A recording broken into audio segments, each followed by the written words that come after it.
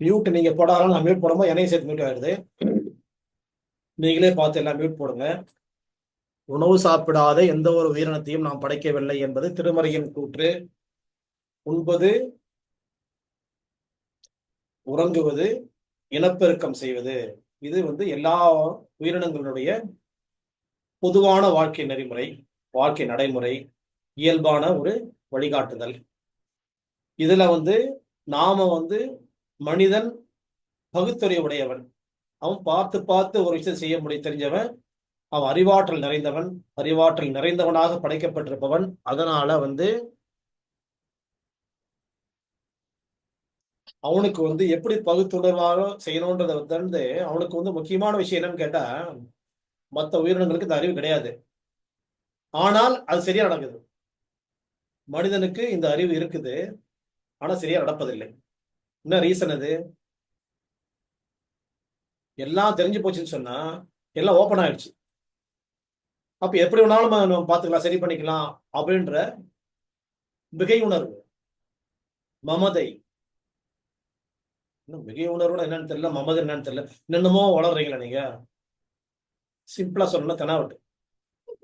அவ்வளவு. அப்போ இந்த தெனாவட்டு தான் நம்மள இப்படி கீழ்நிலை போயிடுது. நம்ம ஏற்கனவே இப்போ கொஞ்ச நேரத்துக்கு முன்னாடி அக்குபஞ்சர் கிளாஸ்ல படிச்சுட்டு இருந்தோம். எப்படி எல்லா உயிரினங்களும் தலை தாழ்ந்து போகுது, ஏன்னா இறைவணக்கத்தோடு போகுது. படைத்தவனை வணங்கிக்கிட்டே தான் வாழ்நாள் போல செலவு பண்ணுது. அது எறும்பா இருந்தாலும் யானையா இருந்தாலும் ஒரே மாதிரிதான். மனிதன் மட்டும் 4 காலம் 2 காலம் கையை தூக்கிட்டான், மேல நிமித்துட்டான், அதனால எனக்கு எல்லாம் தெரியும்ட்டான். ஆனா பர்த்தன் டெத் எழுந்து மீதி எல்லாம் ஒண்ணுது, கேமு விளையாடுன்னு சொல்லி படைத்தவன் சொல்லிட்டான்னு சொல்லிட்டு என்கிட்ட நேரடியா சொன்ன மாதிரி நான் சொல்லியிருந்தேன். என்ன இமேஜினேஷன் தான். இருந்தாலும் கூட யோசிச்சு பார்த்தோம்னா அதை உங்களால மறுக்க முடியாது. டிபேட் வச்சுக்கலாம். அப்போ அந்த மாதிரி இருக்க போகும்போது இப்போ ஒவ்வொரு முதல் மனிதன்ல இருந்து ஆரம்பிச்சு கடைசி மனிதன் வரைக்கும் எப்படிப்பட்ட மனிதனாக இருந்தாலும் சரி சாப்பிடாமல் உயிர் வாழ முடியாது கண்டிப்பாக. நம்ம ஆரம்ப 3 கிளாஸ்ல என்ன பேசியிருக்கிறோம்? உணவு மருத்துவம் அப்படின்னா எங்க இருந்து ஆரம்பிச்சோம் அப்படின்னு சொல்லி ஃபர்ஸ்ட் மகாத்மா காந்தி பத்தி பேசணும். அவர் மிகச்சிறந்த உணவு மருத்துவ ஆராய்ச்சியாளர்னு பார்த்தோம். முன்னாள் பிரதமர் மொரார்ஜி தேசாய் அவர்களை பத்தி பார்த்தோம். அவர் என்ன சொன்னாரு? உண்பது, உழைப்பது, ஓய்வெடுப்பது, இது ரீஅரேஞ்ச்மெண்ட், டீரேஞ்ச்மெண்ட், இதுதான் அவன் ஒருத்தர் கெடுத்துக்கிறான். அது உடம்புன்றது ஆட்டோமேட்டிக் மிஷின். அதை நீங்க தப்பா ஆக்டிவேட் பண்றீங்க, அதனாலதான் தப்பு நடக்குதுன்னு அவர் சொல்லி கொடுத்துட்டு போனாருன்னு சொன்னேன். அவர் பிரதமர், முன்னாள் பிரதமர், அதனால ஏத்துக்கிறதாலும் கிடையாது, அப்படி கிடையாது. அவர் 100 வயசு வரைக்கும் உடம்புல இருக்கிற சுருக்கங்களை போக்கி மறுபடியும் கேட்ராக்ட் வளராம தடுத்து காத்து தன்னை காமிச்சிட்டு போனாரு. ஓட ஓடியார் இருந்தார் கடைசி வரைக்கும். அந்த மாதிரி இருந்ததுனாலதான் அவருடைய கூற்று நம்ம ஒத்துக்க வேண்டியதா இருக்குது அப்படின்னு சொல்லி நம்ம பேசணும். அதுக்கப்புறமா நம்ம 2 உணவுகளை எடுத்துக்கிட்டோம். முதல்ல என்ன பண்ணோம்? மரங்களில் நான் ஏழை, எனக்கு வைத்த பெயர் வாழை. இந்த மண்ணில் வேரோடி மாநிலத்தில் கால் பதித்து வீசும் பெயர் காற்றை விழும் வரைக்கும் நின்றெதிர்ப்பேன். நின்றெதிர்த்த முடிவில் நான் நிலத்தில் விழுந்து விட்டால் என் கன்றெதிர்க்கும், கன்றுடைய கன்றெதிர்க்கும், கன்றுகளின் கன்றெதிர்க்கும். மரங்களில் நான் ஏழை, எனக்கு வைத்த பெயர் வாழின். வாழை மரம் பேசுறதா கவிஞர் மு. மேத்தா அவருடைய கவிதைகளையோட ஒரு மேற்கோள் காட்டி நம்ம எப்படி ஆரம்பிச்சோம். வாழையினுடைய பயன்களை பத்தி பார்க்கும்போது மனிதனுக்கு அதாவது நம்ம டேஸ்ட்ல எத்தனை சுவைகள் நமக்கு இருக்குன்னு நம்ம கண்டுபிடிச்சிருக்கோம்னு சொன்னா தமிழர்கள் தான் தெரியாது. அறுசுவைன்னு சொல்லி துவர்ப்பு, உப்பு, இனிப்பு, புளிப்பு, கசப்பு, கார்ப்பு. கார்ப்புனா காரம். இந்த அறுசுவை இருக்குதுன்னு வெஸ்டர்னுக்கு தெரியாது. 5 சுவை தான் தெரியும். அவருக்கு துவர்ப்பு பத்தி அவங்களுக்கு நாலேஜ் கிடையாதுன்றதை பத்தி நம்ம ஏற்கனவே பேசியிருக்கிறோம். இப்போ இந்த அறுசுவையிலையும் இந்த வாழையில இருக்கக்கூடிய அறுசுவையை பத்தி பேசி வரப்போகும்போது முதல் வகுப்புல அதுதான் பேசணும். அது என்ன சுவைகள் இருக்குது? வாழைப்பூ துவர்ப்பு, வாழைத்தண்டு உப்பு, வாழைப்பழம் என்னது நீங்க கண்டுபிடிங்கன்னு சொன்னேன். அப்புறம் வாழைக்காய் புளிப்பு, வாழையினுடைய உள்ள பழத்திற்கக்கூடிய விதைகள் எல்லாம் கசப்பு, வாழையை வறுத்தால் சிப்ஸா மாற போகும்போது என்ன சிப்ஸ் அது? நேந்திரம் சிப்ஸா மாற போகும்போது அது கசப்பு. அதுல எல்லா பகுதிகளும் இருக்கக்கூடிய நாரெல்லாம் சேர்ந்து அது கார்ப்பு, ஃபைபர் அப்படின்னு பேசணும். அப்ப வாழையில அவ்வளவு பயன்கள் இருக்குது. வாழையில படுக்க வச்சோம்னு சொன்னாக்க அவனுக்கு இந்த ஸ்கின் டிசீஸ் கரெக்ட் பண்ண முடியும். உடம்புல உள்ள ஏதாவது டாக்ஸின்ஸ் சேர்ந்து போச்சுன்னா ரிமூவ் பண்ண முடியும். அதே மாதிரி வாழையிலை குளியல் தாண்டி வாழையிலை சாறு பாம்பு கடி கூட கொடுக்கலாம். அதே மாதிரி பாம்பு யாரும் கடிச்சிட்டு நம்மள வர போறது கிடையாது, நம்ம கொடுக்க போறது கிடையாதுன்னா கூட எப்பயாவது சந்தர்ப்பத்தில் எப்ப வாழனா இல்ல நமக்கு அப்படி ஒரு சூழ்நிலை மாட்டிட்டோம்னு சொன்னாக்க அந்த நேரத்துல வாழைத்தண்டு சாரை கொடுத்தோம்னு சொன்னா நல்ல பாம்பு கடி விஷத்துல இருந்து கூட ஒரு மனிதனை மீட்டெடுப்பதற்கான வாய்ப்பு வாழைத்தண்டில் இருக்கிறது அப்படின்னு பேசிட்டு இருந்தோம். சரி, பழத்தை பத்தி பேசணும். அப்புறம் மந்தன் வாழ் என்ன பயன்கள் இருக்குது, நேந்திரன் வாழ் என்ன பலன் பண்ணுது, அப்புறம் நாட்டு வாழை என்ன பயன் இருக்குது, பூவன்ல என்ன இருக்குது, அதுக்கப்புறம் ரஸ்தால் என்ன இருக்குது, அதுக்கப்புறம் வந்து வந்து இலக்கியா இலக்கி அதுல என்ன இருக்குது, அதுக்கப்புறம் வந்து குறிப்பா நம்ம வந்து பேயன் பழத்தை பத்தி பேச போகும்போது அம்மை பாவத்தவங்களுக்கு வந்து அற்புதமாக பயன்படக்கூடிய ஒரு சூட்டை தணிக்கக்கூடிய பேயன் பழம் அவைலபிளா கிடைக்கல, அவ்வளவா கிடைக்கலன்னு சொன்னோம். இதெல்லாம் பேசிட்டு இருந்தோம். பழத்தை பத்தி பேசிட்டு இருந்தோம் 2வது வாரம். அதே மாதிரி 2வது வாரம் தொடர்ந்தது. 3வது வாரம் வந்துச்சு. பழத்தை பத்தி பேசணும்னா என்ன பத்தி பேச முடியும் நம்ம? பாலும் பழமும் கைகள் ஏந்தி. அப்போ பழத்தை பத்தி பேசும்போது பாலை பத்தி வரணும். ஏன்னா பாலும் பழம் தான் முக்கியமான உணவு. ஒரு மணமக்களுக்கு கொடுக்கக்கூடிய முக்கியமான உணவு பாலும் பழமும். சரி, ரைட்டு. இந்த பழத்தை பத்தி பேச முடிஞ்சோன்னா பாலை பத்தி கண்டினியூ பண்ணணும்னு சொன்னா எந்த பால் நமக்கு பயன்பட இருக்குது? எருவது யானை பால் இருக்குது, கழுதை பால் இருக்குது, குதிரை பால் இருக்குது, அதுக்கப்புறமாக வந்து ஒட்டகப்பால் இருக்கு, அதுக்கப்புறம் மாட்டுப்பால், எருமை பால் மாட்டுப்பால் இருக்குது, பசுமாட்டுப்பால் இருக்குது, அப்புறம் தாய்ப்பால் இருக்குது. மனிதன் பிறந்தனும் எல்லா உயிரினங்களும் பாலூட்டிகளும் பிறந்தோம்னா என்ன பால் தான் குடிக்குது, தாய்ப்பால் தான் குடிக்குது. அப்ப அதே மாதிரி பாலுக்கும் வந்து இந்த மாதிரி அக்குப்பஞ்சர் டாக்டர்களுக்கும் எவ்வளவு தொடர்பு இருக்குன்னு சொன்னா, அக்குப்பஞ்சர் டாக்டர்னா பால் சாப்பிடக்கூடாதுன்னு சொல்லுவாங்களே அப்படின்னு என்கிட்ட ஒரு நூற்றுக்கணக்கான பேர் கேட்டிருக்காங்க. அப்போ டிஃப்ரெண்ட் ஸ்கூல்ஸ், அப்ப இந்த ஸ்கூலுடைய தாட்ஸ் எல்லாம் வந்து என்னன்னா ஒவ்வொருத்தரும் ஒரு மாதிரி ஹேண்டில் பண்றாங்க. அதுல ஒரு குரூப் வந்து பால் சாப்பிடக்கூடாதுன்னு சொல்றாங்க போட்டுருக்குது. அப்படி கிடையாதுன்னு சொன்னேன் நானு. பிறந்ததிலிருந்து வாழ்நாள்ல வந்து முதல் மனிதன் பிறந்ததிலிருந்தே பால் சாப்பிடக்கூடிய பழக்கத்துல இருந்து வந்திருக்குது. உலகத்துல எல்லா பகுதி மக்களும் ஆப்பிரிக்காவா இருக்கட்டும், அமெரிக்காவா இருக்கட்டும், அது ஐரோப்பாவா இருக்கட்டும், இல்ல அரேபியாவா இருக்கட்டும், ஆசியாவா இருக்கட்டும், எல்லாமே வந்து பால் சாப்பிடக்கூடிய பழக்கம் இல்லாத பகுதிகளே உலகத்துல இல்லவே இல்லை அப்படின்னு தான் இப்ப நம்ம வந்து படிச்சிருக்கிறோம், நம்ம கேள்விப்பட்டிருக்கிறோம். வரலாறு அப்படிதான் சொல்லிட்டு இருக்குது. ஆனா பாலை புறக்கணிக்க முடியாது. அது பாழா இருந்தால் புறக்கணிக்கலாம். எது பால் அப்படின்னு சொன்னாக்க இன்னைக்கு ப்ராசஸ்டு, இன்னைக்கு வந்து மருந்து, ஊசி மருந்து போட்டு கொடுக்கக்கூடிய பால்ல வந்து என்ன பயன்கள்லாம் தீமைகள்லாம் இருக்குது, என்ன பயன்கள் இருக்குதுன்னு பார்க்க போகும்போது அதுல ஜலஸ் கூடுது அப்படிலாம் பார்த்தோம். கிரீடி கூடுதுன்னு பார்த்தோம். இந்த மாதிரி வந்து அது உடம்புல நோய் எதிர்ப்பாற்றலை மிக மிக வந்து டேமேஜ் பண்ணிடுது, ஒன்றும் இல்லாம ஆக்கிடுது. இப்போ அந்த பாலை விட்டுட்டு பாலா கண்டுபிடிச்சி சாப்பிட முடிஞ்சா நல்லது. அப்போ வந்து நாட்டு மாட்டு பால் இன்னைக்கு விற்பனைக்கு இருக்குது அப்படின்னு சொல்லிட்டு நிறைய பகுதிகளில் சொல்றாங்களே, அது தெரிஞ்சுக்கிட்டு அது நாட்டு மாட்டு பால் தான் தெரிஞ்சு வாங்குங்கன்னு பேசிட்டு இருந்தோம். பசும்பாலுடைய தன்மையில பேசிட்டு இருந்தோம். பாலை எடுக்க போகும்போது பாலில் அறுசுவை இருக்குதுன்னு பத்தி பேசும். பொதுவாகவே பசும்பால் அறுசுவை நிறைந்த உணவுகள்ல மிக சிறந்த உணவு பசும்பால். எல்லா உணவுகள்லயும் அறுசுவை இருக்குது. ஆனா வந்து ரொம்ப உள்ள இன்னும் வந்து உள்ள தங்கியிருக்கும். ஆனா டாமினண்டா இருக்கக்கூடிய அந்த அறுசுவையும் கலந்தது எதுன்னு சொன்னா அது பசும்பால். பசும்பால்ல காலையில கறக்கூடிய பசும்பாலோட தன்மை வேற, ஈவினிங் கறக்கூடிய பசும்பாலோட தன்மை வேறன்னு படிச்சோம். அதே மாதிரி வந்து அந்த பால்ல வந்து இந்த என்னது புல்லெல்லாம் சாப்பிட்டு கறக்கக்கூடிய பால் வேற, காயத்தை சாப்பிட்டு கறக்கக்கூடிய பால் வேற, மாட்டுத்தீ வந்து சாப்பிட்டு கறக்கக்கூடிய பால் வேற தன்மைகள் இருக்குது, ஊசி போட்டு வரக்கூடிய பாலோட தன்மை வேற இருக்குதுன்னு பார்த்தோம். இதெல்லாம் பார்த்துட்டு இருக்க போகும்போது பொதுவாகவே பால்ல வந்து அறுசுவை இருக்குதுன்றாங்க. எல்லா பால்லையுமே அறுசுவை இருக்குதான்னா அறுசுவையை மாற்ற முடியும்.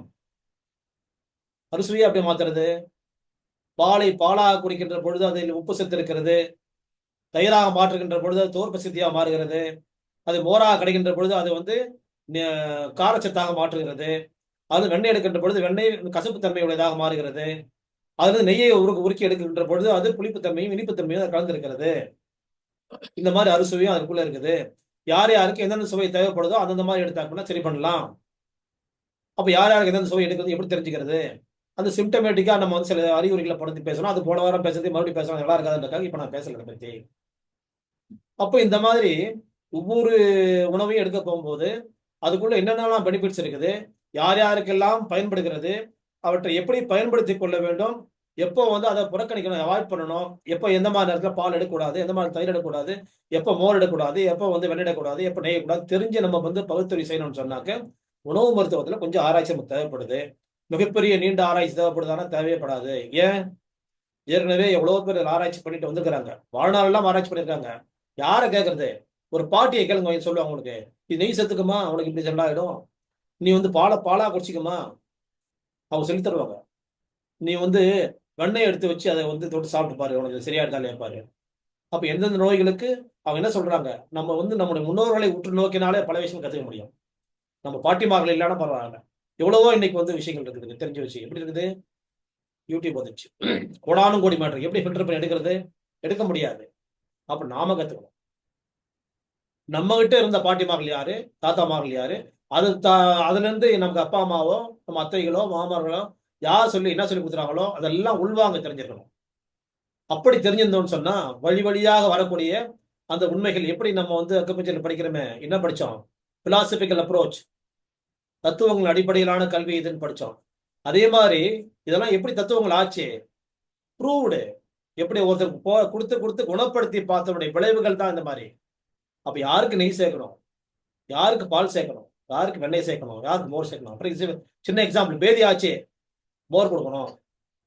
ஆஹா, மோர் கொடுத்தா ஓவர் பேதி ஆயிடுச்சு. என்னப்பா நீ தண்ணி தனியா போய் நின்னுச்சு, இன்னும் தண்ணி தனியா போகுது. அப்படி கேட்கற கொடுக்குறாங்க. இப்ப என்ன பண்ணீங்க? மோர் தான் கலக்கி கொடுத்தேன். இந்த மோர் என்ன போட்டீங்கன்னு கேள்வி கேட்டு பாருங்க. மோர்ல ஒண்ணும் போடல, உப்பு தான் போட்டேன். உப்பு போட்டா என்ன ஆகும்? கூடுதலாக பேதி ஆகும். அப்போ உப்பு கூடுதலா பாலாக கொடுத்துடலாமே. பாலை கொடுத்தா அவன் பேதி நிக்கணுமா இல்லையா? பால் குடிச்சுதான் இந்த பேதி ஆச்சு. அவன் பால் குடிச்சாலும் பால் குடிச்சாலும் அதே தெரியாது. ஆக மொத்தம் பேதி. பேதி நிறுத்தணும்னு என்ன செய்யணும்? இங்க வந்து அவங்க என்ன தேவைப்படுது? மோர் தேவைப்படுது. உப்பு கலக்காத மோர் தேவைப்படுது. சரி, ரைட்டு. சீத பேதி ஆகுது, அவனுக்கு வெண்ணெய் தேவைப்படலாம். சில பேருக்கு நெய் தேவைப்படும். நெய்யை விட வெண்ணெய் பெஸ்ட். ஏன்? கசப்பு தன்மை. சீத பேதி எப்படி ஆகும்? புளிப்பும் காரமும் ஒன்னா சேர்ந்தா சீத பேதி. ஓ, அப்படியே சப்ஜெக்ட் இருக்கா? அப்ப அவனுக்கு புளிப்பு தன்மை உள்ள நெய் சேர்க்கக்கூடாது, காரத்தன்மை உள்ள மோர் சேர்க்கக்கூடாது. உப்பு சேர்த்தாலும் வெளியே தள்ளுது. உப்பு வந்து எப்பவுமே உறிஞ்சி வெளியே தள்ளக்கூடிய தன்மை உடையது. அப்ப என்ன செய்யணும்? அவனுக்கு கசப்பை தரக்கூடிய வெண்ணெயை தர வேண்டும். இப்படின்னு புரிஞ்சுக்கணும். நம்ம இதெல்லாம் புரிஞ்சுக்கணும்னு சொன்னா நமக்கு வந்து என்ன வேணும்? படிப்பு தேவையில்லை யாருக்கும். படிக்கவே வேணாம். நீங்க ஒன்றும் சும்மா குறிப்பெடுத்து எழுதி வச்சு செஞ்சா, ஒரு சின்ன எழுத்து பால் எழுதி செஞ்சா போதும். அது எந்த இல்ல வேணாலும் போட்டுக்கீங்க. பால் பால் பால் இல்ல கூட போட்டுங்க. ஆனா எழுத தெரியுதா? போதும். இது பெரிய வந்து ஸ்கூல் போகணும், அகாடமிக் குவாலிபிகேஷன்லாம் ஒன்றும் தேவையில்லை. ஒரு மண்ணாங்கடி தேவையில்லை. அதெல்லாம் வேஸ்ட். எல்லா குவாலிபிகேஷனும் வேஸ்ட். நீங்க கத்துக்கிட்டீங்க வச்சுக்கல. எப்படி கத்துக்கிட்டீங்க? எப்படி அடுப்பங்கல்ல இப்ப டீ போட தெரியுமா தெரியாதா உங்களுக்கு? அதே மாதிரி பால் காய்ச்ச தெரியுமா தெரியாதா? சோறாக தெரியுமா தெரியாதா? சாம்பார், காரக்குழம்பு, வத்த குழம்பு, மோர் குழம்பு, அவ்வளோ முடிஞ்சு போச்சு. சிக்கன் குழம்பு, மட்டன் குழம்பு, அதுக்கப்புறம் மீன் குழம்பு. சரி, அதுக்கப்புறம் கிரேவி. அப்போ திக்காப்பட்ட கிரேவி, தனியா போட்ட குழம்பு. குழம்பு சால்னான்னு சொல்லுவாங்க நார்த் இந்தியன்ஸ். ஆன்னு சொல்லுவாங்க கேரளா. இப்படினாலும் பேர் வச்சுக்கலாம் நம்ம. சிம்பிள் மேட்ரு இது. இதெல்லாம் உங்களுக்கு தெரியுதா இல்லையா? நான் இன்னைக்கு செட்டிநாடு கிரேவி பண்ணேன். எப்படி செட்டிநாடு கிரேவி பண்ணேன்? செட்டிநாட்டுக்கு அங்கே வந்து ஆட்சிகளுக்கு வந்து வேலையே கிடையாது. பணம் நிறைய சேர்ந்து போய் கிடந்துச்சு. அவங்க டிஃப்ரெண்ட் வித்தியாசம் செஞ்சு சாப்பிட்டு பழகினாங்க. இங்கே சிங்கப்பூர் மலையை எல்லாம் வெளிநாட்டுக்கு சமையலுக்கு வேலைக்கு போனாங்க. அங்கே சம்பாதிக்க போனாங்க. அங்கே செஞ்சு அப்படியே சாப்பிட்டு சாப்பிட்டு பழகி பழகி டேஸ்ட்டை கொடுத்து சூப்பர் டேஸ்ட் கொடுத்தாங்க. இன்னைக்கு செட்டிநாடு சமையல்லாம் அவ்வளோ ஃபெமிலியர் ஆகி போச்சு. அப்பா சொல்ல போதும் எச்சு வந்து 2 மணிக்கு சாப்பிட நேரத்தை உட்கார வச்சுட்டு செட்டிநாடு சமையல்ன்றீங்க, கிரேவின்றீங்க, அதுன்றீங்க. இன்னும் 1 மணி நேரம் கொடுத்து நல்லா பசி எடுக்கும். நல்லா சாப்பிட்றதுக்காக தான் பேச்சிருக்கோம். அதெல்லாம் நல்லா சாப்பிடணுன்றதுக்காக தான் பேச்சு. இந்த பேச்சு உணவு மருத்துவம். டாக்டர் தேவைப்படக்கூடாது. நான் ஹோமியோ டாக்டர் தேடி போறேன், எனக்கு கேன்சர் ஆகிப்போச்சு, கிட்னி ஃபெயிலியர் ஆகிப்போச்சு, தேவையில்லை.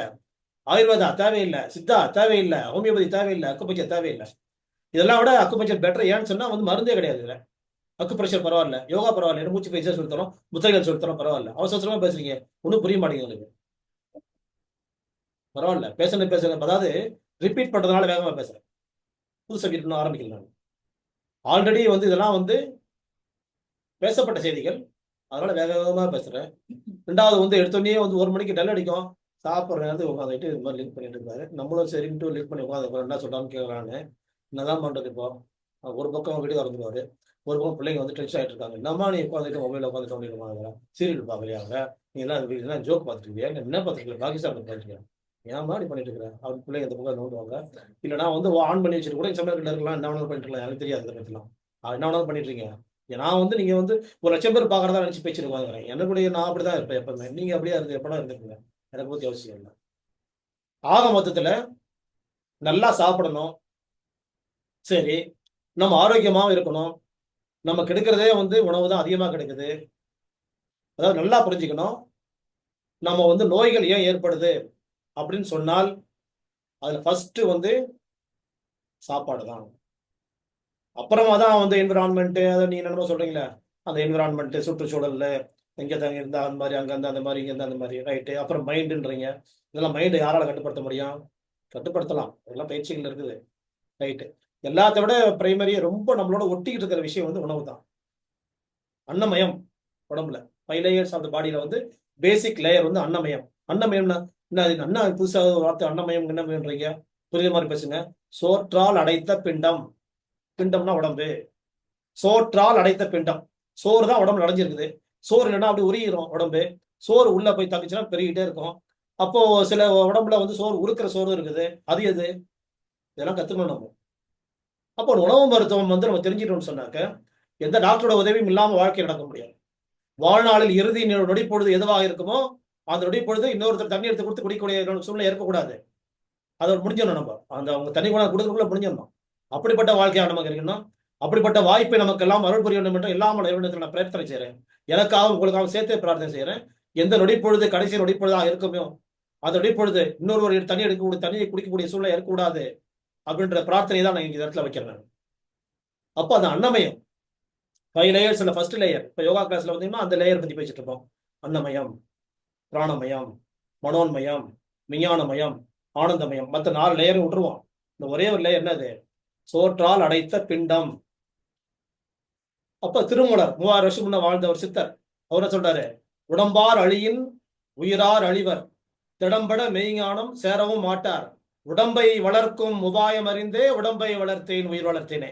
உயிர் வளர்க்கணும்னா அங்க என்ன வேணும்? சோறு வேணும். உடம்பு வளர்க்கணும். நீ பாட்டில் வந்து சாப்பிடாம செத்து வந்து உயிரோட வாழலாம்னு நினைச்சேன்னா செத்து போயிருவேன். அது மாதிரி காற்றை சுவாசித்து நான் வந்து காற்றை மட்டுமே சாப்பிட்டு வாழ்கிறேன்னு சொன்னவங்களும் காணாம போயிருக்கிறாங்க. அதே மாதிரி தண்ணீரை மட்டுமே கொடுத்து வாழ்க 4 நாள்லாம் கிடைக்கிறேன்னு சொன்னவங்களும் காணாம போயிருக்கிறாங்க. நான் சமைக்காத உணவை பற்றி சாப்பிடுவோம்னு சொன்னவங்களும் காணாம போயிருக்கிறாங்க. அதே மாதிரி வந்து நான் வந்து இயற்கை உணவு மட்டுமே தான் சாப்பிடுவேன் அப்படின்னு சொன்னவங்களும் காணாம போயிருக்கிறாங்க. நான் வந்து ஒரே பழ உணவுகள் மட்டுமே சாப்பிட்டு வாழணும்னு சொல்லி காணாம போயிருக்கிறாங்க. எல்லாம் சாப்பிட்டவங்களும் காணாம போயிட்டாங்க. வந்து எல்லாரும் ஒரு நாள் காணாம போக போறோம். ஆனால் ஆரோக்கியமா வாழணும். நம்ம உற்சாகமா வாழணும். சும்மா படுத்த படுக்கையாவே நான் வந்து பழத்தையே சாப்பிட்டு உட்காந்துக்கிறேன், நான் இப்படியே இருந்துக்கிறேன், காய் மட்டுமே நான் சாப்பிடுவேன், என்ன மட்டுமே நான் பார்த்துக்குவேன், எனக்கு எல்லாமே காயெல்லாம் வெட்டி வச்சிருங்க, எனக்கு பழம்லாம் அப்படியே கட் பண்ணி கொடுத்துருங்க, சீவி கொடுத்துருங்க, நான் அதில் கொட்டை இருக்கான்னு பாருங்க, அதில் வந்து இப்போ இப்போ வண்டு இருக்கான்னு பாருங்க, பூச்சி இருக்கான்னு பாருங்க, புழு இருக்கான்னு, வாழைப்பழத்தோட அதில் புழு இருந்துச்சுன்னா நீங்கள் வந்து கட் பண்ணிட்டு எனக்கு சொல்லாமல் கொடுத்துருங்க, நான் கண்ணில் பார்த்து சாப்பிட மாட்டேன், நான் அப்படியே படுத்த படுக்கையாக சாப்பிட்டு தான் இருப்பேன், இப்படி தான் இருக்க போகிறேன் அப்படின்னாக்க அர்த்தமில்லாத வாழ்க்கை அது. நம்முடைய வாழ்க்கை நமக்காகவும் பயன்படணும், பிறருக்காகவும் பயன்படணும். அப்படிப்பட்ட வாழ்க்கை வாழணும்னு சொன்னாக்க நம்ம வந்து உற்சாகமா இருக்கணும். சாப்பிடாம எப்படி உற்சாகமா இருக்க முடியும்? கார்போஹைட்ரேட் இல்லாம எப்படி இருக்க முடியும்? கார்போஹைட்ரேட் சாப்பிட்டாக்க சுகர் வந்துருது, கொலஸ்ட்ரால் வந்துருது, பிபி வந்துருதுன்னா சார் செய்யுது, வரதான் செய்யும். அதை ஜெயிக்கணும். ஏன் அந்த பிபி உற்பத்தி ஆகுது? ஏன் அந்த கொலஸ்ட்ரால் உற்பத்தி ஆகுது? ஏன் சுகர் உற்பத்தி ஆகுது? அது உடம்புக்குள்ள அது தேவையில்லை, அது வந்து ரிஜெக்ட் பண்றதுக்காக உற்பத்தி ஆகுது. அதெல்லாம் சப்ஜெக்ட் பெருசு. ஆட்டோ இம்யூன் அப்படி இப்படிலாம் போயிட்டு இருக்கும். அதெல்லாம் வந்து மெடிக்கல் பீப்புளுக்கு தேவையானது. நமக்கு அதெல்லாம் ஒன்றும் தேவையில்லை. ஒன்றும் யோசிக்க வேணாம். எனக்கு கொலஸ்ட்ரால் இருக்குது இருந்துட்டு போகுது, எனக்கு பிபி இருக்குது இருந்துட்டு போகுது, எனக்கு வந்து சுகர் இருந்துட்டு போகுது, எனக்கு வந்து இது மாதிரி ஒரு வந்து எனக்கு வந்து தைராய்டு இருந்துட்டு போகுது. அவ்வளவுதான். 4 தாங்க மெயினான மேட்ரு. சார வரைக்கும் மருந்து சாப்பிடணும், இல்லை வாழ வரைக்கும் மருந்து சாப்பிடணும். 4 விஷயம். என்னென்னது? Cholesterol, thyroid, BP, sugar. ஒன்று வாழ வரைக்கும் சாப்பிட்டாகணும், இல்லை சாவர வரைக்கும் சாப்பிட்டாகணும். அப்போ இது வேற ஒண்ணுமே கிடையாது. ஆப்ஷனோ அதர் ஆப்ஷன். அப்போ அதை என்ன பண்ண போறோம்? நம்ம மருந்து சாப்பிட்டு என்னைக்காவது ஜெயிக்க முடியும்னு சொன்னா அந்த மருந்தால பயன் இருக்குது.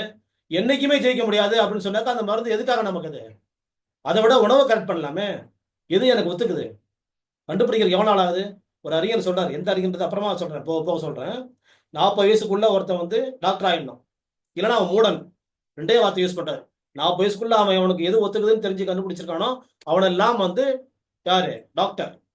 யாருக்கு டாக்டர்? அவனுக்கு டாக்டர். யாரெல்லாம் கண்டுபிடிக்கலையோ அவன்லாம் மூடர்கள். வாழ்நாள்லாம் இன்னொருத்தோட சப்போர்ட் இருந்து வாழணும் அப்படின்னு சொன்னாரு. ரைட்டு, அவர் சொல்லிட்டு அவர் போயிட்டாரு, ரைட், முடிஞ்சு போச்சு, அவர் காலம் முடிஞ்சிச்சு. ஆனால் நமக்கு இன்னைக்கு 40 மேல ஆயிடுச்சு. 40+, 50+, 60+, 70+, whatever maybe, we don't bother about that. நம்ம அதை பத்தி கவலைப்பட வேண்டிய அவசியம் இல்லை. ஏன்? நமக்கு இன்னைக்கு தான் தெரியும். ஏற்கனவே தெரியாத பத்தி நம்ம கவலைப்பட வேண்டிய அவசியமே கிடையாது. எனக்கு இன்னைக்கு தான் தெரியும். நான் இன்னையிலிருந்து நான் யூத்தா மாறுறேன். I am 18+. நினைச்சுக்கேன். யாராவனாலும் எவ்வளோ இருக்கட்டும். நான் எனக்கு இன்னைக்கு தான் அந்த விஷயம் தெரியும். இன்னிலிருந்து ஆரம்பிக்கிறேன். போனதெல்லாம் போயிட்டு போகுது. ஏன் பாஸ்ட்டை பற்றி எனக்கு கவலையே கிடையாது. இப்போ நான் ட்ரைனிங் எடுக்கிறேன். நாளிலிருந்து என்னை கரெக்ட் பண்ணுறேன். அந்த இடத்துக்குள்ள வர முடியுமான்னு பாருங்க. வர முடிஞ்சால் வெற்றி. மருந்து தூக்கி வெளியே போடலாம். எப்போ போடலாம்? வித்ராயல் சிண்ட்ரோம்ஸு.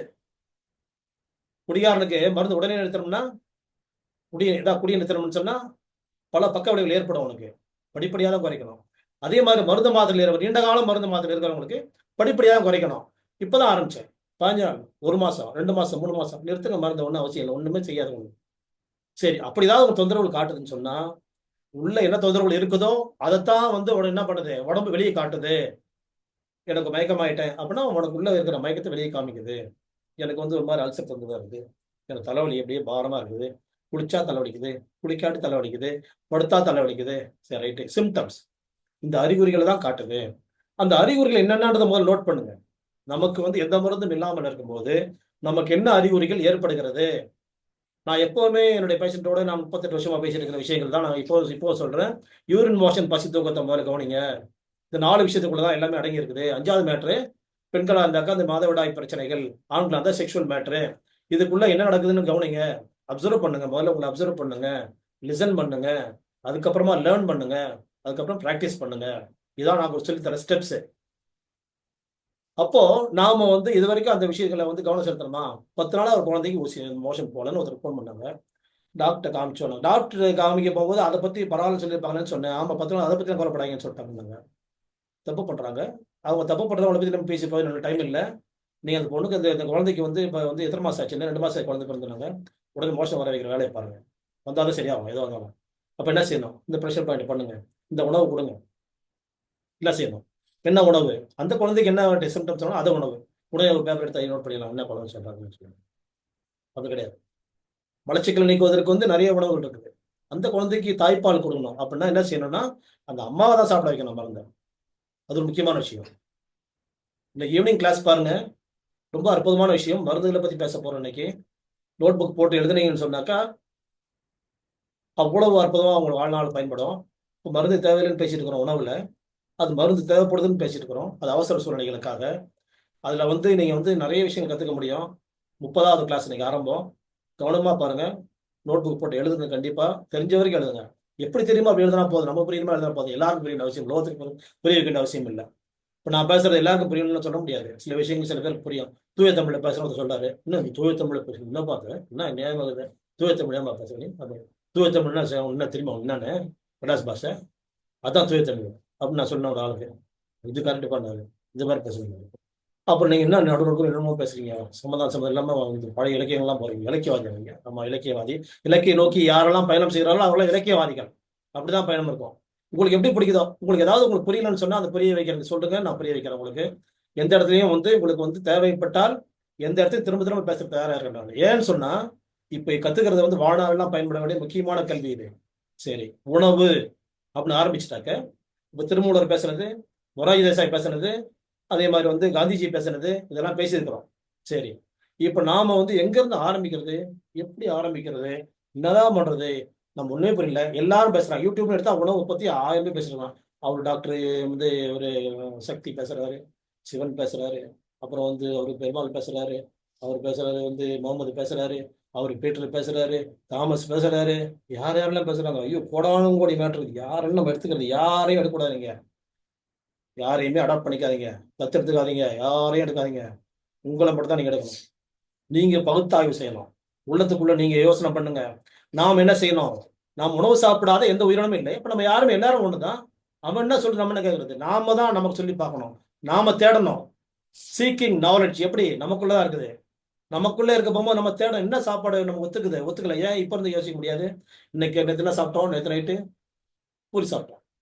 சரி, பூரி ஒத்துக்கிச்சா? கஷ்டமா இருந்துச்சு. பூரி ஒத்துக்கலையா? கிழங்கு ஒத்துக்கலையா? பூரி இன்னொரு நாளைக்கு பூரி சாப்பிட்டு பாருங்க, ஒரு நாளைக்கு கிழங்கு மட்டும் சாப்பிட்டு பாருங்க, எது ஒத்துக்கலாம். சரி, பூரி கிழங்கு காம்பினேஷன் சில பேருக்கு ஒத்துக்கும், கிழங்கு மட்டும் தனியாக ஒத்துக்காது, பூரி மட்டும் தனியாக ஒத்துக்காது. அது மாதிரி ஒன்று இருக்குது. குழப்பறீங்க,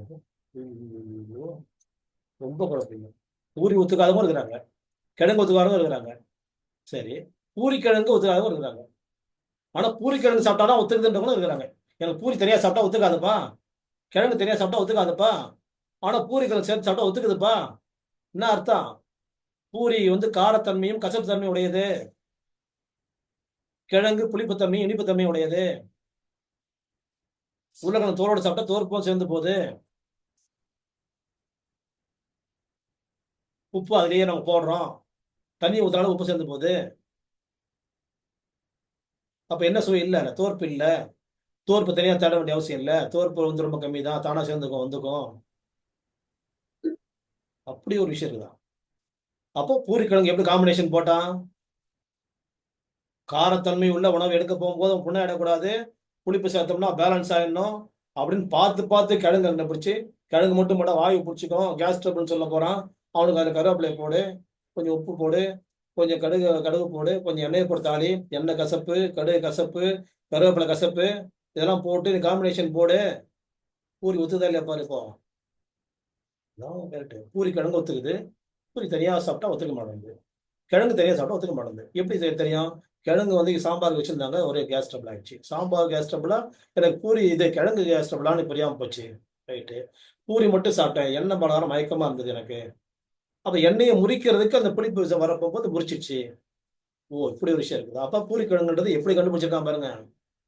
ஏற்கனவே உப்புமா பத்தி ஒரு நாள் பேசணும் ஒரு மீட்டிங்ல. மழை பெய்யும் போது உப்புமா பத்தி பேசியிருக்கிறோம்.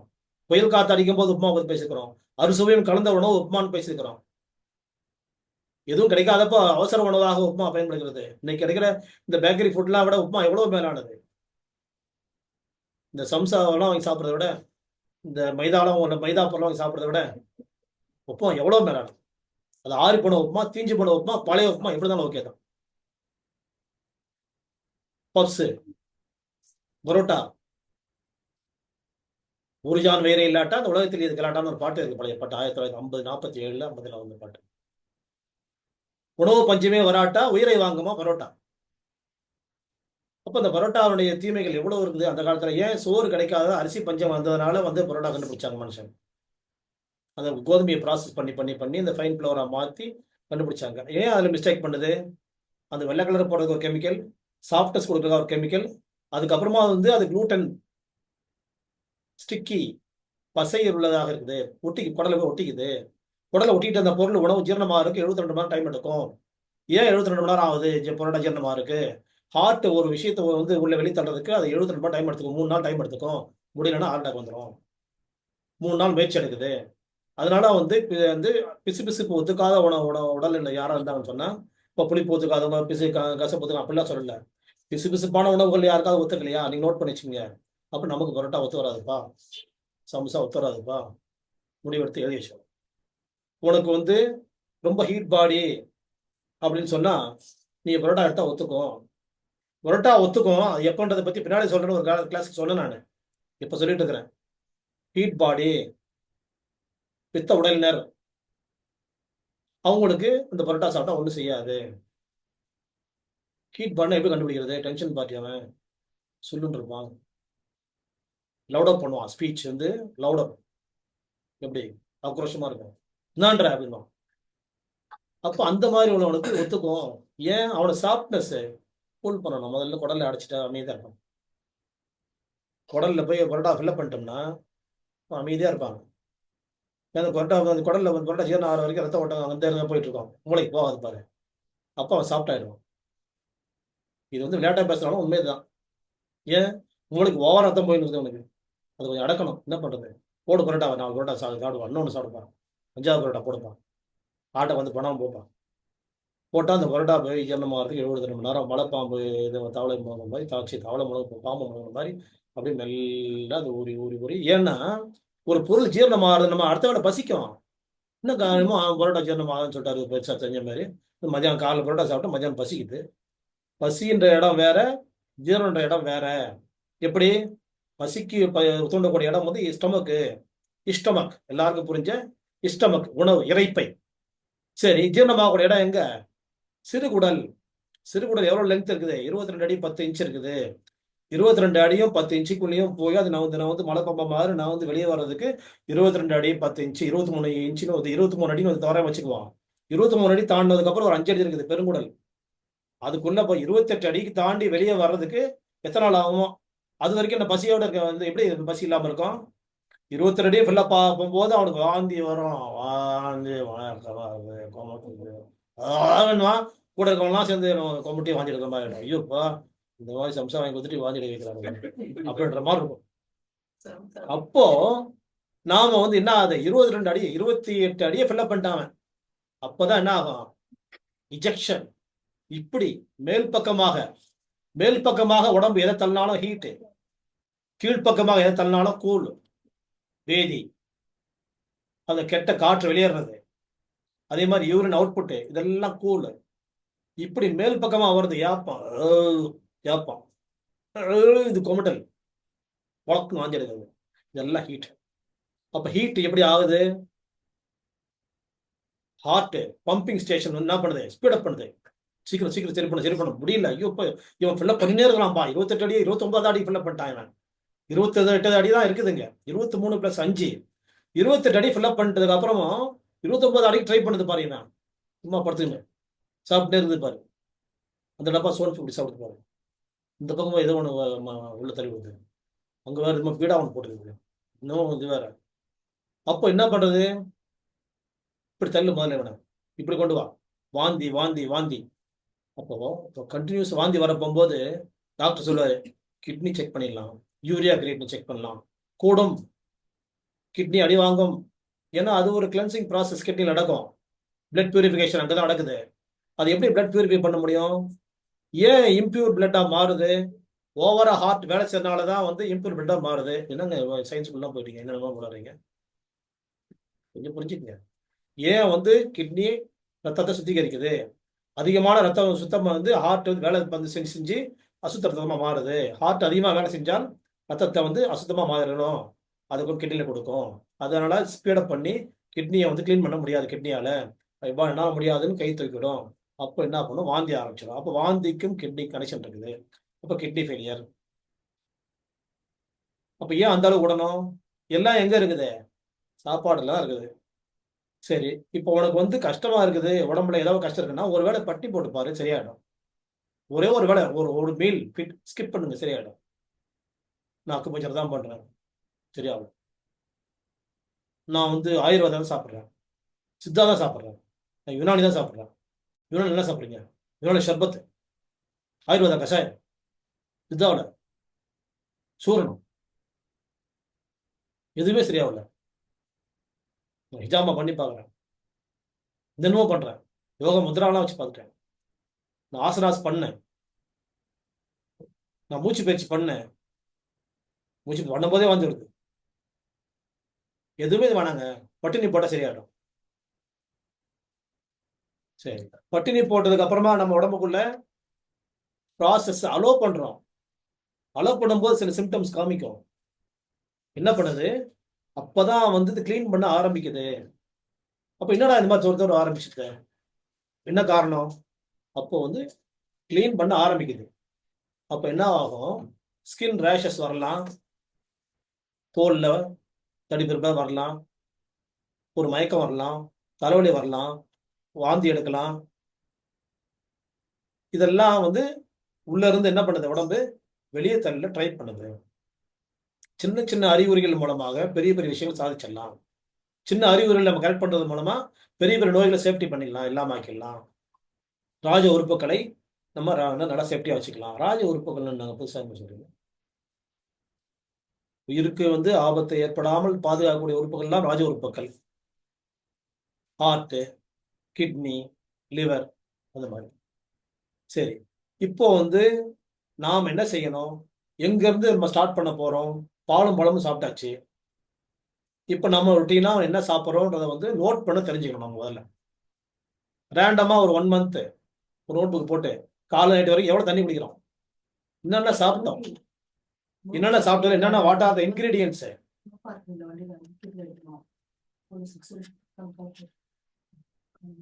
என்னென்ன இன்கிரீடியன்ஸ் இருக்குதா இல்ல இப்படின்னு நாம வந்து நோட் பண்ண தெரிஞ்சுக்கணும். ஃபர்ஸ்ட் அப்சர்வேஷன் நம்ம கிட்ட இருக்குது. நம்மளால புரியும், நமக்கு ஒன்றும் தெரியாம ஒன்றும் இல்லை. நமக்கு எப்படி இதெல்லாம் என்னால் நோட் பண்ண முடியாது? ஏன் நோட் பண்ண முடியாது? எப்படி டீ போடுறதுன்னு தெரியும் உங்களுக்கு, எப்படி காபி போடுறதுன்னு தெரியும். டீ கேட்டால் காபி கொடுப்பீங்களா நீங்க? காபி கேட்டால் டீ கொடுப்பீங்களா?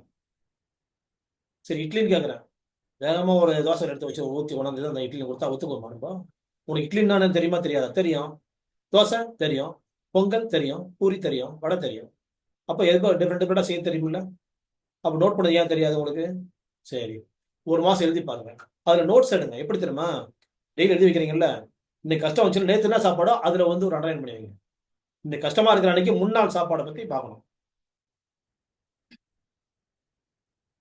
2 விஷயம் நான் சொல்லியிருக்கிறேன். ஒரு மாசம் எழுதி பாருங்க. கஷ்டமா இருக்கிற அன்னைக்கு முன்னாள் சாப்பாடை நோட் பண்ணி பார்க்கணும், ஒண்ணு. இன்னொன்னு என்ன சொன்னேன் ஏற்கனவே? என்ன சொன்னேன்?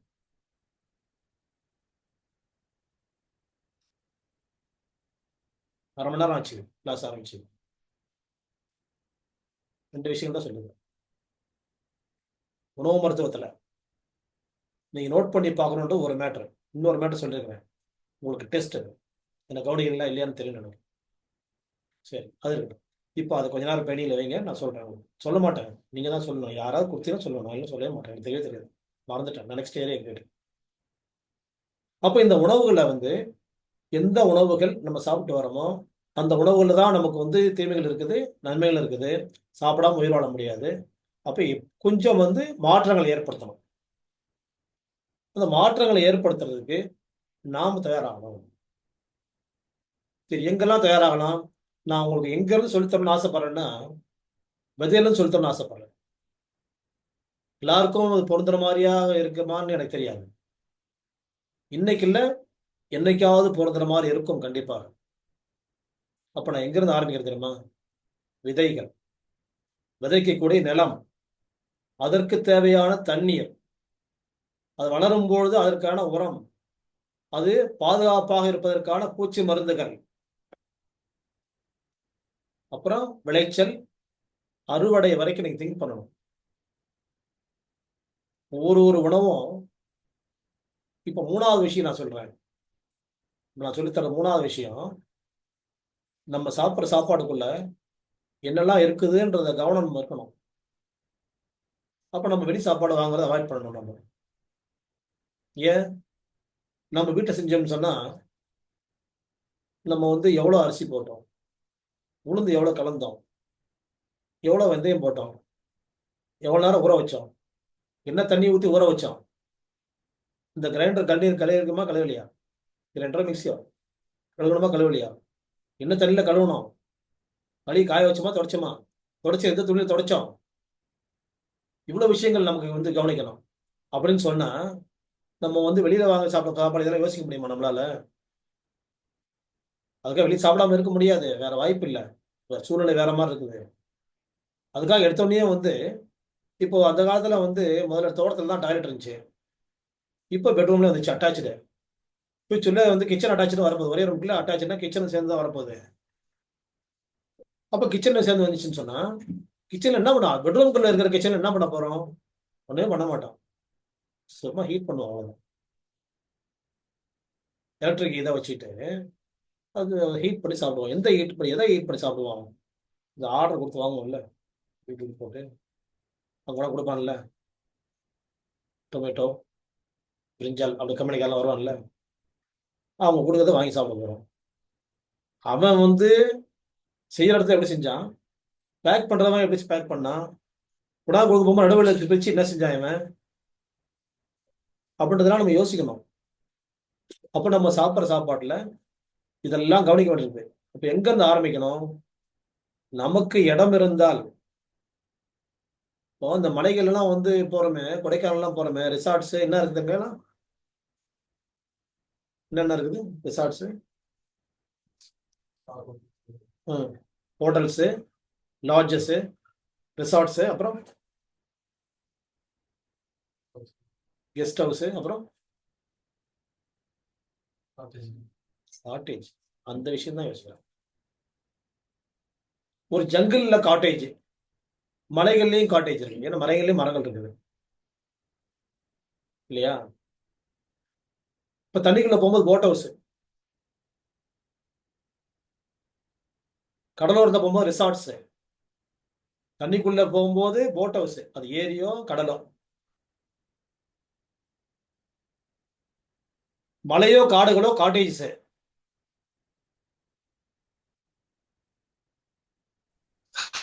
இது நிலப்பகுதியில இருந்தாக்க வில்லாஸ்,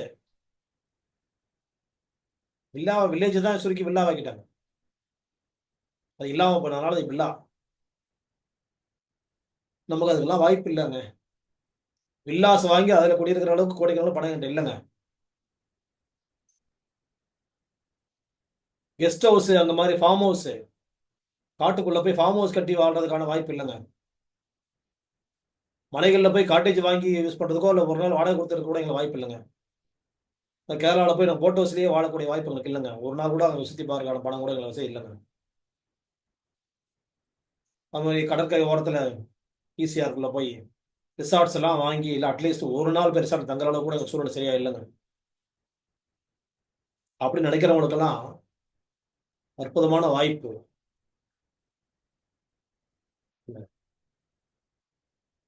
நம்ம வந்து இதெல்லாம் வந்து இந்த நேச்சரான விஷயங்கள், இயற்கையோட நம்ம வந்து இருக்கணும் ஆசைப்பட்டவங்க எவ்வளவு இருக்குது. அதான் வந்து ஆழமான ஆசை. ஆனா வெளியே தெரியாது.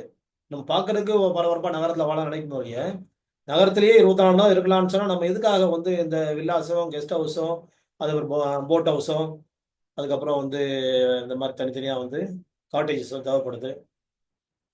அதெல்லாம் ரிலாக்ஸ் பண்ற இடங்கள் இல்லையா? அங்கெல்லாம் போனா நமக்கு ரிலாக்ஸ் பண்ணிக்கணும். அப்ப ரிலாக்ஸ்டா இருக்கக்கூடிய இடம் வந்து அதுதானே. இதெல்லாம் இது டென்ஸ்டான இடம்.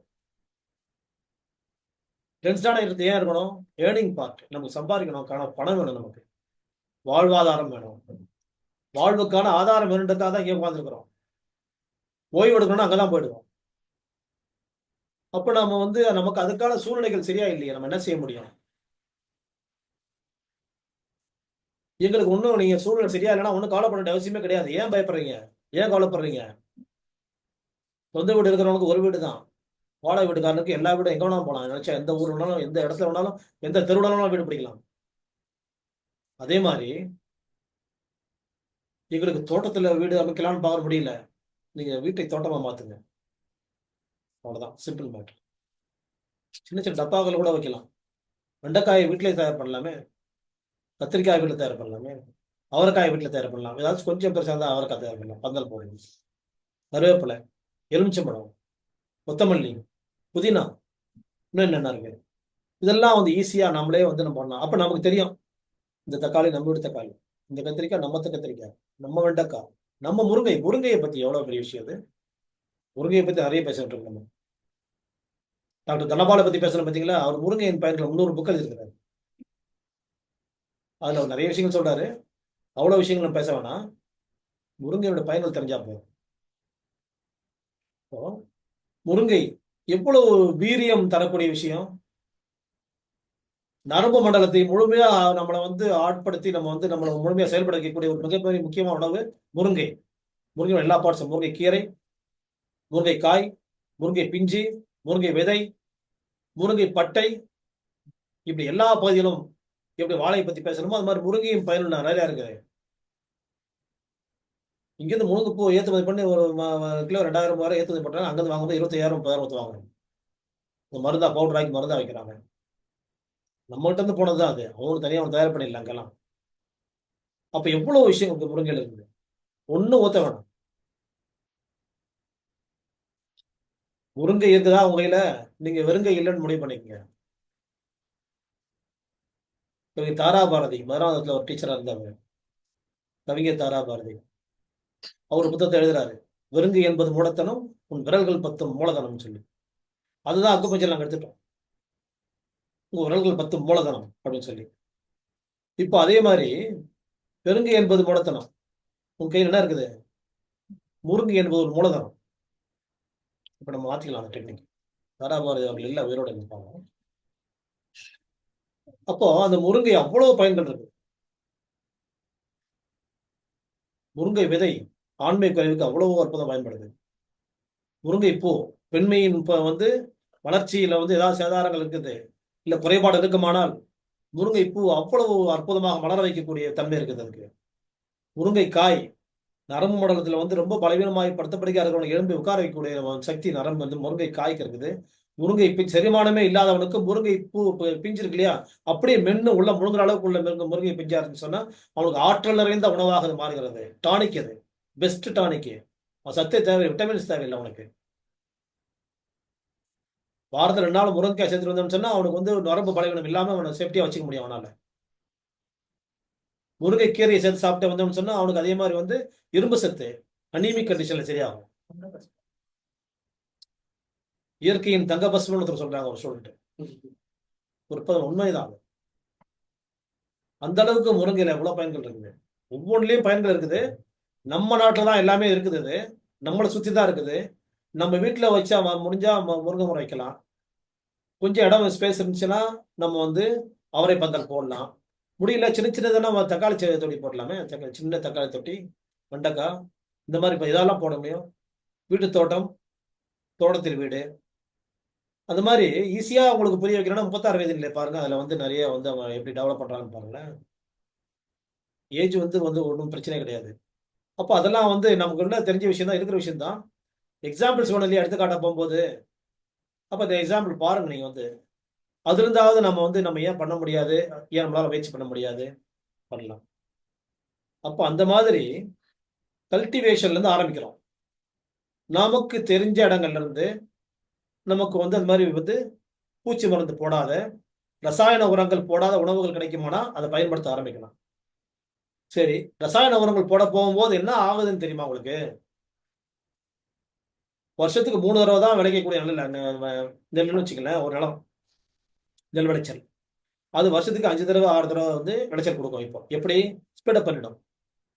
அந்த மாரி உரம் போட்டு ஸ்பீட் அப் பண்றதுனால என்ன நடக்குதுன்னா, 3 விஷயங்கள் நமக்குள்ள அதிகமாயிட்டே வருது. Greedy, jealousy, selfish.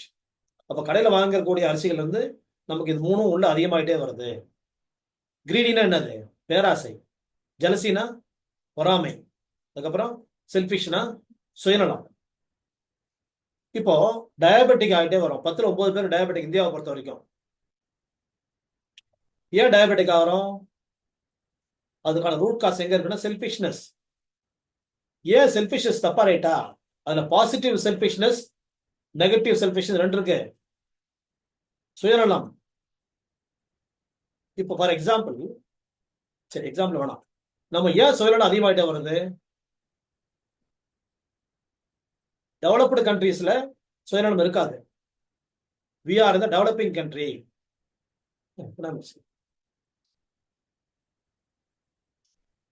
டெவலப்பிங் கண்ட்ரினா என்னது?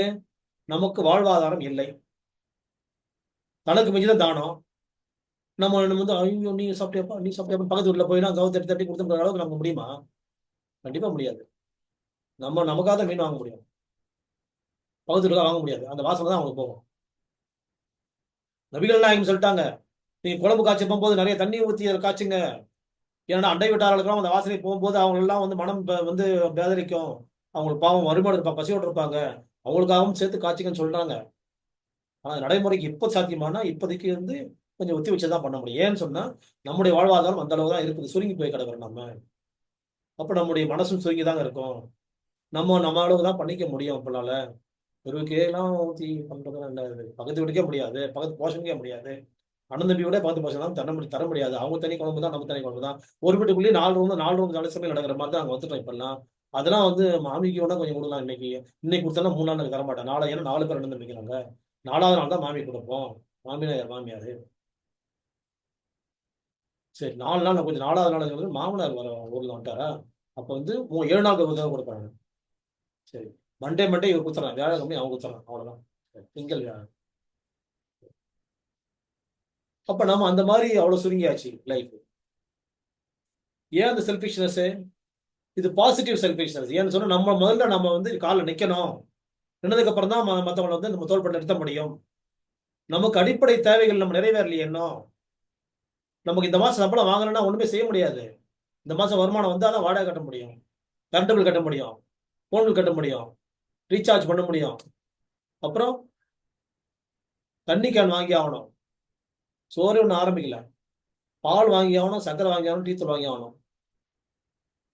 இட்லி மாவு, தோசை மாவு வாங்கி ஆகணும். அது கூட வாங்கி தான். எப்பெல்லாம் முடியாது. அதுக்கெல்லாம் டைம் இல்லை முடியாது. உடச்ச கடலை வாங்கணும், தேங்காய் வாங்கணும், பச்சை மிளகாய் வாங்கணும். இப்ப இதெல்லாம் வந்து நமக்கு இதுக்கே பட்ஜெட் துண்டு விழுந்துரும். அப்ப அந்த செல்ஃபிஷ்னஸ் இப்ப நியாயமான செல்ஃபிஷ்னஸ். நம்ம தன்னிறைவு அடையணும்னு சொன்னா நம்மகிட்ட சேமிப்பு இருக்கணும். அதுக்குள்ளேதான் வந்து எல்லாமே தரான். இஎம்ஐல இஎன்டில ஏதோ ஒன்று தரான் மேடம். என்னது இஎம்ஐ? இஎம்ஐ தரான். அதுக்கு வாங்கிக்கலாம், அதை வாங்கிக்கலாம், அதை வாங்கிக்கலாம், அதை வாங்கிக்கலாம்னு சொல்லிட்டு அங்க வந்து கிரீடி டெவலப் ஆகினே போகுது. ஐயோ இந்த மாசம் அடுத்த மாசம் 3ஆம் மாசம் வாங்குறது இந்த மாசம் வாங்கிட்டோம். அது 3 மாசம் ஆகும் அது முடியிருக்கு. 4ஆம் மாசத்துக்கு அது போய் வந்து வந்துடும். ஏன் இது ஒன்று வாங்காம வந்தேன் என்ன பண்ணுவீங்க? என்ன வாங்க முடியாது அவனால? என்ன முன்னால முடியாதா? நானும் வாங்கிக்கிறேன், நீ அப்புறம் காசு கொடு அப்படின்னு சொல்லவங்களும் இருக்கிறாங்களோ. அப்போ அதுக்கு 4ஆம் மாசம் 6ஆம் மாசம் வரைக்கும் தள்ளி போகுது. இப்படியே வந்து ஒரு வருஷத்துக்கு இஎம்ஐயே ஓடுது. இஎம்ஐ கட்ட முடியல, ஒரு கிரெடிட் கார்டை வாங்குறோம். கிரெடிட் கார்டு எவ்வளவு கட்டணும்னு நமக்கும் தெரியாது, அவனுக்கும் தெரியாது, அவனுக்கே தெரியாது. இந்த ஆப் அது பாட்டிலும் போயினே இருக்கும், டெவலப் பண்ணினே இருக்கும், வளர்ந்துனே இருக்கும். செல்ஃபிஷ்னஸும் கிரீடி போயிடுச்சா? இந்த கிரீடி ஏன் வருது? அவன் அதை வாங்கிட்டான், இவன் இது வாங்கிட்டான், இவன் அதை வாங்கிட்டான், அது வாங்கிட்டான், அது வாங்கிட்டான், அது வாங்கிட்டான், அது வாங்கிட்டான்ற என்னது ஜெலசி. இது என்ன பண்ணுது? லோயர் மிடில் கிளாஸ் நம்ம எல்லாம். அப்ப லோயர் மிடில் கிளாஸ்க்குள்ள வந்துட்டா கூட பரவாயில்ல. மிடில் கிளாஸ் எது, லோயர் மிடில் கிளாஸ் எது? சொந்த வீடு இருக்கிறவன் மிடில் கிளாஸ், சொந்த வீடு இல்லாதவன் லோயர் மிடில் கிளாஸ். ஒரு ரெண்டா பிரிச்சு. அப்போ அதுக்கே வழி இல்லையா? நம்மகிட்ட வாடகை கட்டுறமே, வாடகை இல்லைன்ற இடத்துக்கு வந்துட்டாக்க மிடில் கிளாஸ். சேவிங்ஸ் இருந்தால் அதை தாண்டோம் நம்ம ஹையர் மிடில் கிளாஸ். அது கூட இன்னும் நிறைய ஸ்டெப்ஸ் இருக்குது. எக்கனாமிக்ஸ், ஈக்குலிபிரியம், இதெல்லாம் பேச போறோம் நம்ம. ஆனால் நமக்கு விதை நெல், பயிரிடக்கூடிய நிலம், பாதுகாப்பான நிலம், பாதுகாப்பான தண்ணீர் இருக்குமானால், அது கிடைக்கக்கூடிய விளைச்சல் வந்து இயற்கை வேளாண்மை மூலமா கிடைக்குமானால், அந்த மாதிரி பொருட்கள் நமக்கு கண் பார்வையில் தெரியுமானால், 5 மடங்கு விலை அதிகமானாலும் பரவாயில்ல, அதை வாங்கி பயன்படுத்துவதற்கு கத்துக்கணும் நம்ம. அது எவ்வளவோ நம்ம லைஃப் சேஃப்டி. நீண்ட ஆயுளை கொடுக்குதுன்றதுக்கு நான் போகவே இல்லை. நீண்ட ஆயுளை பத்தி நான் கவலையே நான் சொல்லவே இல்லை. வாழ்நாளின் கடைசி நொடி பொழுது எதுவா இருக்குமோ அது அந்த நிமிடத்தில் கூட யாரும் தண்ணி எடுத்து கொடுத்து குடி சொல்ல வரக்கூடாதுன்றதுதான் என்னுடைய நோக்கம். அதுதான் உங்களுடைய நோக்கமா இருக்கணும். அப்போ அந்த மாதிரி இருக்கணும்னு சொன்னா நம்ம இதுக்கு விலை கொடுப்பது தேவை. அதுக்கு விலை வந்து மிகப்பெரிய விலை கொடுக்க வேண்டிய சூழ்நிலையை தடுக்கணும்னு சொன்னா இதற்கான விலைகள் நம்ம கொடுக்கணுன்ற இடத்துக்குள்ள நம்ம வரணும். அந்த மாதிரி இயற்கை வேளாண்மைகள் உங்களுக்கு சூழ்த்து இருக்குமானா, அதே மாதிரி இயற்கையான பால், நாட்டுப்பால் உங்களுக்கு கிடைக்குமானால், நம்பகத்தன்மை உள்ள பொருட்கள், நம்பகத்தன்மை நம்ம நபர்கள் மூலமா கிடைக்குமானால், அவர்களிட்ட வந்து வாங்கி பயன்படுத்தக்கூடிய வாய்ப்பை நாம் பயன்படுத்திக் கொள்ள வேண்டும். அதற்கு அடுத்ததாக வீட்டுக்குள்ளேயே நாம் தோட்டங்களை ஏற்படுத்திக் கொள்ள பழக்கப்படுத்திக் கொள்ள வேண்டும். சின்ன சின்னதா இப்ப பெட்டனிமெல்லாம் எவ்வளவு வளர்க்குறாங்க, குருவி வளர்க்குறதுல இருந்து எவ்வளவு வளர்க்குறாங்க பார்த்தீங்களா? மயில் வளர்க்குறதெல்லாம், பூனை வளர்க்கலாம் இருக்கிறாங்க. அந்த மாதிரி செடி வளர்க்கலாம் வீட்டுக்குள்ள. சின்ன சின்ன செடிகள், சின்ன சின்ன பயன்பாட்டுள்ள செடிகள். ரோட்டன்ஸ் வேணாம் நமக்கு. ரோட்டன்ஸ் அப்புறம், பங்களா வானதுக்கு அப்புறமா, உல்லாசம் ஆனதுக்கு அப்புறமா ரோட்டன்ஸ். இப்ப என்ன தேவைப்படுது? வெண்டைக்காய் செடி தான் வேணும் நமக்கு, தக்காளி தான் வேணும், கொத்தமல்லி வேணும், புதினா வேணும், எலுமிச்சம்பழம் வேணும். அவ்வளவுதான், முடிஞ்சு போய் சாப்பிட்ரு. பச்சை மிளகா வேணும். இது வரைக்கும் நம்ம வாங்காம தான் போறோம். ஏதோ ஒன்று போனப்போ தேங்காய் வாங்கிக்கலாம், தென்னை மரம் வாங்கிக்கிற வாய்ப்பு இல்லாமல் நாங்கள். அது பெரிய காம்பவுண்ட் கூடிய வீடாக இருந்தால் தென்னை மரம் வச்சிடலாம். ஒரு பக்கம் முருங்கை மரம், ஒரு பக்கம் தென்னை மரம், அவ்வளோதான், முடிஞ்சு போச்சு. முருங்கீரை ஒரு நாளைக்கு பறிச்சிக்கலாம், முருங்கை பூவை பறிக்கலாம், முருங்கை பிஞ்சை பறிச்சிக்கலாம், சமையல் பண்ணிக்கலாம். எங்கேயும் போக வேண்டிய அவசியம் கிடையாது. மார்க்கெட்டை குறைக்கணும். அந்த அளவுக்கு நம்மளால வர முடியுமானா முடியும், முயற்சி எடுத்தா முடியும். அப்போ நம்ம வந்து நம்மளால முடியாதுன்னு நினைச்சுதான் எப்பவுமே முடியாது. முடியும்னா முடியும், எப்பவுமே முடியும். அதனால முடியக்கூடிய அளவுக்கு மனசு சரியா இருக்கணும். அப்ப என்ன வேணும் நமக்கு? இன்ட்ரெஸ்ட் அண்ட் இன்வால்வ்மெண்ட் 2 இருந்தா போதும், ஜெயிச்சிடலாம். அதுக்கு நம்மளாக்குள்ள வர முடியுமா? எனக்கு இருக்கிறேன் ஆரம்பத்துல நான் காலைல 11 மணி தான் எழுந்துக்கிறேன். அதுக்கு மேல ஒரு சோறு தான் ஆக்க முடியுது. சாப்பிட்டு கொஞ்சம் மிச்சம் வச்சுக்கிறேன். நைட் அதே தான் சாப்பிட்றேன். முடிஞ்சு போய் சாப்பிட்றேன் அன்னைக்கு பொழுது. இன்னைக்கு வீட்டில் யாரும் இல்லை, அவர் ஊருக்கு போயிருக்கிறாரு, பையன் காலேஜ் போயிட்டான். அதனால நான் ஒரே தோசை சாப்பிட்டேன், அவ்வளோதான். எத்தனை தோசை சாப்பிட்டேன்? 2 தோசை போட்டேன், அவ்வளோதான், போதும். குழம்பு குழம்புன்னா கொஞ்சம் ஊறுகாய் வச்சுட்டேன், கொஞ்சம் அப்படி போச்சு, அவ்வளோதான். அப்ப என்ன உடம்புல சத்து இருக்குது நமக்கு? நம்மளால முடியல, அதுவே தான் முடியல. எப்பதான் நம்ம வந்து ஜெயிக்கிறது? எது ஜெயிக்கிறது? எது ஜெயிக்கிறது? அன்றாட பொழுது கஷ்டமில்லாம போறதான் ஜெயிக்கிறது. இன்னைக்கு காலை எழுந்தமா நைட்டு வரைக்கும் தலைவலிக்குது, முதுகு பிடிச்சிச்சு, இடுப்பு பிடிச்சிச்சு, வயிறு கேஸ்ட்ரிக் மாதிரி தெரியுது, மதியானம் சாப்பிடணும் தான் ஆசையா இருக்குது. சாப்பிட்டரும் தூக்க முடியாது, இல்லைன்னா முடியாது, ரொம்ப முடியல, என்னால் முடியல, எனக்கு இன்னுமே முடியல. ஐயோ எனக்கு வந்து ஏசி இல்லாமல் முடியாது. கரண்ட் பில்லை வந்து இப்போ போன மாதம் ஏசி 4500 ரூபா ஆகுது. இந்த மாதம் ஏசி ஆஃப் பண்ணி போட்டாக்கா தூக்கமே போயிடுச்சு. அதுக்கு மருந்தா வரைக்கும் 1500 இப்போயே ஆகிப்போச்சு. அதை விட ஏசிலேயே 4800 போயிட்டு விட்டு போகலாம். இதனால இது தொலையாக இருக்குது. ஏசி பழகிட்டோம், எவ்வளோ கஷ்டமாக இருக்குது இப்படின்ட்டு நமக்குள்ளேயே எவ்வளோ போராட்டம் நடக்குது. ஏசியை பழகிட்டு ஏசியை விட்டோம்னு சொன்னால் அதுக்கு ஒரு 1500 தூக்கம் நம்பிக்கை மருந்து வாங்குறது. டாக்டருக்கு 500 1000 மருந்து. இதை விட ஏசி இருந்துட்டு போகுது, எப்படியோ ஒன்று நல்லதாக கட்டதை வாங்கி போகலாம். கதவு திறந்து உட்காந்து பழக்கம் பண்ண, கதவு திறந்தா கொசு வந்துருக்கு. கொசு வருதா? வந்துதான் ஆகும். கொசு எங்க வருதோ அங்க ஆரோக்கியம் இருக்குதுன்றது புரிஞ்சுக்கணும். நம்ம கொஞ்சம் அந்த காலத்துல எப்படி படுத்தாங்க? வாசப்படி இருந்துச்சு, அது மேலே படுத்தோம். புறக்கடை இருந்துச்சு படுத்தோம். இப்போ அதெல்லாம் கிடையாது, லிமிட்டடு. எல்லாமே வந்து கார்பெட் ஏரியா. கார்பெட்னா இன்ஜினியரிங் டிபார்ட்மெண்ட் உள்ள போயிடுங்க. கார்பெட் ஏரியான்றது அப்புறம் பேசலாம் அதை பத்தி. மொத்தம் இருக்கிற இடத்துல நம்ம வீட்டு ஒரு ரூம் அமைச்சிட்டோம், அவ்வளவுதான். அப்போ வந்து அதுக்குள்ள வந்து நம்ம வாழ்க்கை நடத்திட்டு இருக்கிறோம். நெருக்கடியான வாழ்க்கை, காற்றோட்டமே இல்லை. ஒருத்தர் மூச்சு இன்னொருத்தர் வந்து சாப்பிட்டுக்கிறோம். அப்போ என்ன வந்து இந்த வாயில வந்து மூடி இந்த பார்த்தீங்களா வருஷக்கணக்காக வந்து உடம்பு நோய்கள் அதிகமாக்கி சீக்கிரம் செத்து போய்க்கிறதுக்கான ஏற்பாடுகள் அது. எது? மாஸ்க். அப்போ அந்த மாதிரி வந்து இன்னைக்கு ஒரு ரூமுக்குள்ள எல்லாரும் சுவாசிக்கிறோம். எப்படி நம்ம ஆரோக்கியமா இருக்க முடியும்? அப்ப ஒரு பொழுது ஆரோக்கியமா இருக்கணும்னு சொன்னா திறந்த வெளியில காற்றோட்டம் நமக்கு கிடைக்கணும், சூரிய ஒளி நமக்கு கிடைக்கணும். நம்ம சாப்பிடுற சாப்பாடு என்னன்னு நமக்கு தெரியணும் முதல்ல. அதுக்குள்ள என்ன இருக்குதுன்னு நமக்கு தெரியணும். ஒவ்வொரு உணவு நம்ம உள்ள போற உணவுகள்லயும் நமக்கு என்ன இருக்குன்னு தெரியணும். வாய்ப்பு இல்லாமல் வெளியே சாப்பிட்றவங்களா இருந்தால் அவங்களுக்கு ஒன்னா எக்ஸம்ஷன், வேற வாய்ப்பு இல்லை. சரி என்ன பண்ண முடியும் அவங்களுக்கு? அவங்களுக்கு இது மாதிரி தான். சிங்கிளா இருக்கிறாங்க, ஹோட்டல்ல சாப்பிட்றாங்க, அப்படி இருந்து இப்படி இருந்து சூழ்நிலை, டிராவல் இருக்கிறாங்க, அந்த மாதிரி. எல்லாருக்கும் அந்த சூழ்நிலை கிடையாது. அந்த மாதிரி எல்லாருக்கும் அந்த சூழ்நிலைக்குள்ள வந்துட்டு இருக்கிறோம் சொன்னா இப்பதான் பெட்ரூம்குள்ளேயே நம்ம வந்து கிச்சனையும் செட் பண்ண போறோம்னு சொல்லிட்டு இருக்கேன் நான். இப்போ டாய்லெட் தான் இருக்குது, இப்போ கிச்சனும் உள்ளே வரப்போகுது. கிச்சன் என்ன பண்ண பெருசா ஒன்றும் பண்ண போறதில்ல, ஹீட் பண்றது அவ்வளவுதான். அது கூட சமயம் ஹீட் பண்ண மாட்டோம், இதை வேற ஹீட் பண்ணுது அப்படின்னு இண்டக்ஷன் வேணும், இண்டக்ஷன் வேணும், அப்படியே போடும், அப்படியே சாப்பிடலாம். கடிச்சு கடிச்சு கடிச்சு படுத்துக்கிட்டே கடிச்சு கடிச்சு சாப்பிடுது. எழுந்து உட்காந்தோம்னா அது சூடாகணும்னு தோணும். அதனால படுத்துக்கிட்டே கடிச்சு கடிச்சு கடிச்சு கடிச்சு அப்படியே இருந்து அணில் மாதிரி கடிச்சு கடிச்சு கடிச்சு கடிச்சு இங்கே தான் முழுங்கிருப்பான். அது உள்ள போயிருக்காது, தண்ணி எடுத்து குடிக்கணும், எழுந்து தண்ணி குடிக்கணுமே. அப்படி இருந்து கொஞ்ச நேரம் ஆகட்டும், அவங்க நேரம் வந்து எடுத்து வர மாதிரி இருக்கும், நெஞ்சு அடைக்கிற மாதிரி இருக்கும். அப்புறம் எழுந்து தான் வந்து ஒரு வேளை தண்ணி குடிச்சு அப்படியே வந்து அந்த பாட்டில் போய் வச்சுட்டு இப்படிதான் லைஃப் போயிட்டு இருக்குது. இது தவறான வாழ்க்கை, தவறான வந்து வழிகாட்டுதல். நம்ம தப்பான வழியில போயிட்டு இருக்கிறோன்றதை நம்ம புரிஞ்சுச்சுன்னு சொன்னாக்க நம்ம வாழ்நாள்ல ஆரோக்கியமா இருக்க முடியும். ஆரோக்கியமா இருக்கிறது எது? இன்னைக்கு பொழுது எனக்கு எப்பா எனக்கு கஷ்டம் இல்லப்பா, பெயின்லாம் இருக்குது தான், எனக்கு அரிப்புலாம் இருக்குது தான், எனக்கு வந்து ஆனா கம்மியா இருக்குதுப்பா, இன்னைக்கு ஒரு நாள் பொழுது கம்மியா இருக்குது அப்படின்னு நீங்க சொல்ல இடம் வந்துட்டீங்கன்னு சொன்னா நீங்க வெற்றி அடையறீங்க, அடையறதுக்கான ஆரம்பம் ஆயிடுச்சுன்னு அர்த்தம். அப்ப எங்க இருந்து ஆரம்பிச்சிருக்கோம் நம்ம இன்னைக்கு கிளாஸ்? விதைகள்ல இருந்து ஆரம்பிக்கிறோம். விதைகள்ல இருந்து எங்க போனோம்? நிலம், நல்ல நல்ல நிலம் பார்த்து நாம் விதை விதைக்கணும். அப்போ அதே மாதிரி அதுக்கப்புறம் எங்க? தண்ணீர். அதுக்கப்புறம் நெக்ஸ்ட் அந்த உரம் போடுறது, இயற்கையான உரங்கள், அது விளைச்சல் கிடைக்கிறது தேடி போறது, அது மாதிரி வாங்குறது. ரெண்டாவது பார்ட்ல வீட்டுக்குள்ளேயே நம்ம தோட்டங்களை ஏற்பாடு செய்ய முடியுமானால் ஏற்பாடு செய்யலாம். முடியாதுன்றதை வந்து என்ன பண்ணுங்க, முழுசா முடியாது நினைக்க வேணாம். இப்ப முடியாதுப்பா, வாடகை வீடு தான் இருக்கிறோமா, வீட்டை வேணா இன்னொரு வீடு இந்த மாதிரி பண்ணிங்க, கொஞ்சம் வந்து இது மாதிரி வசதியா வாய்ப்பு இருக்கான்னு பார்த்து மாத்துவோம் அப்படின்ற முயற்சி மனசுல வச்சா போதும், இடம் கிடைக்கும். சரி, சொந்த வீடா, இதுல என்ன பண்ண முடியும், எவ்வளவோ பண்ணலாம் அப்படின்றதுதான் நான் இதை பார்க்க சொன்னேன்.